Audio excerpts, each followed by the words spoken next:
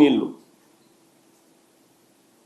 ఈ లిఫ్ట్ ద్వారా అయితేనేమి, ఈ పవర్ హౌస్ల ద్వారా అయితేనేమి శ్రీశైలం డ్యామ్ నుంచి ఖాళీ అవుతా ఉన్న పరిస్థితి. మన రాష్ట్ర పరిస్థితి చూస్తే అటువైపున ఈ పరిస్థితి ఉంది, మరోవైపున మన రాష్ట్ర పరిస్థితి చూస్తే శ్రీశైలం డ్యామ్ ఆపరేషన్స్తో కిందకు తెలంగాణ వదిలేస్తా ఉన్న నీటిని మనం అడ్డుకోలేని పరిస్థితి.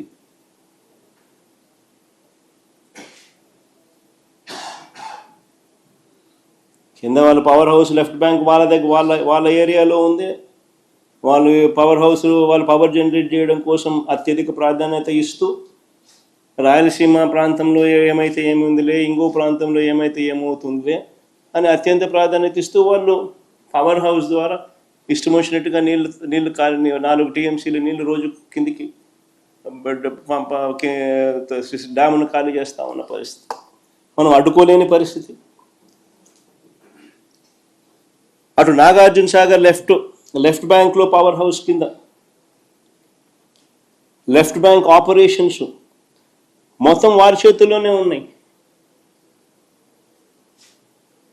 కింద కూడా left bank operations, left bank power house Nagarjuna సాగర్లో అవి కూడా వాళ్ళ చేతుల్లోనే ఉన్నాయి. అంతెందుకు మొన్నటి దాకా మన వైపున అంటే మన భూభాగంలో ఉన్న రైట్ బ్యాంక్ కెనాల్ ఆపరేషన్స్ కూడా వాళ్ళ చేతుల్లోనే ఉన్నాయి మొన్నటిదాకా. ఎన్నికలకు ముందు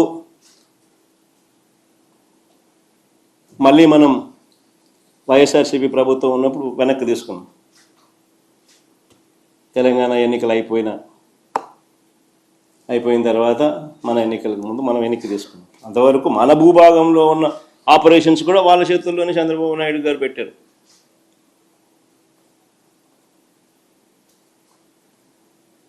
నాగార్జున సాగర్ కిందున్న పులిచింతల ప్రాజెక్టు, దాంట్లో లెఫ్ట్ బ్యాంక్ పవర్ హౌస్ అది కూడా వాళ్ళ చేతుల్లోనే ఉంది. రాష్ట్రానికి, రాయలసీమకు తీవ్ర విఘాతం కలిగించే ఈ నిర్ణయాలన్నీ కూడా రాష్ట్ర విభజన జరిగిన తర్వాత చంద్రబాబు హయాంలో తీసుకున్నవే. ఇవన్నీ కూడా నిర్ణయాలు.